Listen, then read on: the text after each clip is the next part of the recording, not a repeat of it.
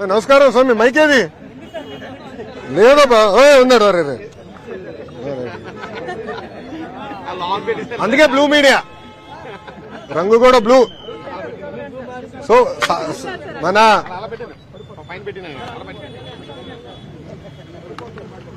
అందుకే సాక్షి అని మీ పేరేంటో చెప్పండి అబ్బా. నాయుడు గారు, ఆయన సమాధానం చెప్పాలి. నాయుడు గారిని అడగండి.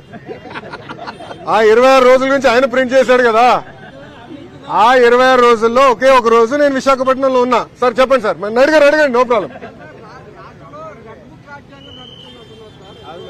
ఒక్క నిమిషం అమ్మా, నో ప్రాబ్లం. Good question. ఇంత తమ్ముడు భయపడుతున్నావా? ఏం లేదు కదా. నేను రెడ్ బుక్ గురించి ఏం చెప్పానమ్మా పబ్లిక్ మీటింగ్ లో? ఏ అధికారులైతే చట్టాన్ని ఉల్లంఘించి ప్రజల్ని, కార్యకర్తలు ఇబ్బంది పెట్టారో వాళ్ళని వదిలిపెట్టనన్నా. అంటే మీకు ఫండ్ చేసిన అధినేత పార్టీలో రాసలీలలు జరుగుతున్నాయి. నిన్న మొన్న అన్ని బయటకు వచ్చినాయి. అధికారులు కూడా ఇన్వాల్వ్ అయి ఉన్నారని పాపం మేడం గారు వచ్చి చెప్పారు. అవన్నీ ఎంక్వైరీ చేయాలి కదా. చట్టాలను ఉల్లంఘిస్తే ఎంక్వైరీ చేస్తా. అది నా రెడ్ బుక్ లో ఉంది. ఎందుకు భయపడుతున్నారు అందరూ? నాది రాజారెడ్డి రాజ్యాంగం కాదు స్వామి.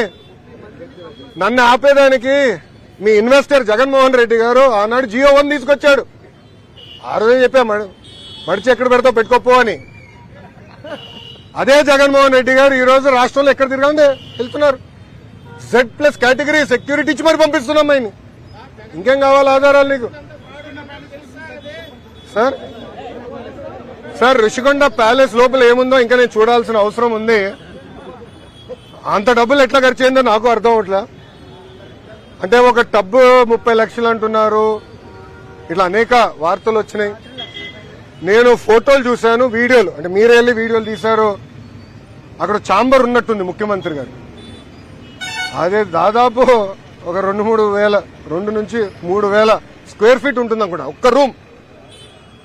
అంత అవసరం లేదు ముఖ్యమంత్రి గారు, అంత రూమ్ అవసరం లేదు. నాకు కొంత అవగాహన ఉంది ఆ సబ్జెక్ట్ మీద.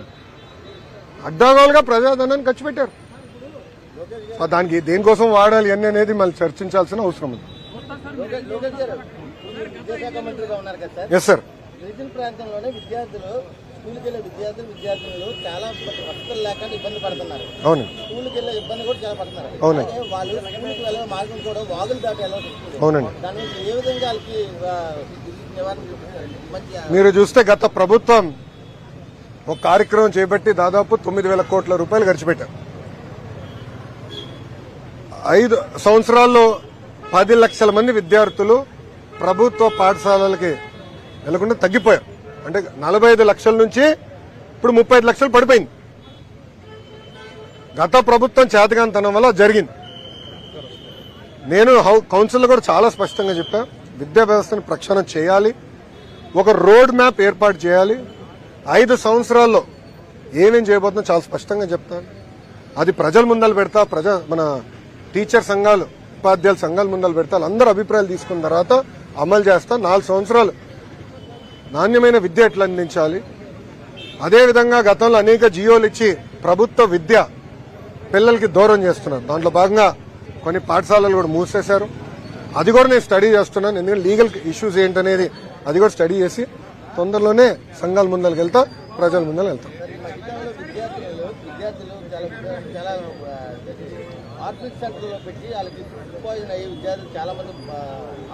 అవును, 3 విద్యార్థులు కూడా చనిపోయారు. అవును.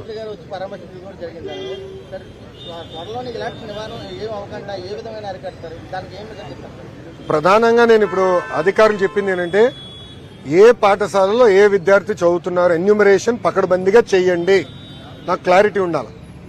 దాని తర్వాత ఇన్ఫ్రాస్ట్రక్చర్ ఎలా ఉంది, ఉపాధ్యాయులు ఎంతమంది ఉన్నారు, మౌలిక వసతులు అన్నీ ఉన్నాయా లేవా. దాని తర్వాత స్కూల్ మేనేజ్మెంట్ కమిటీలు వచ్చినాయి.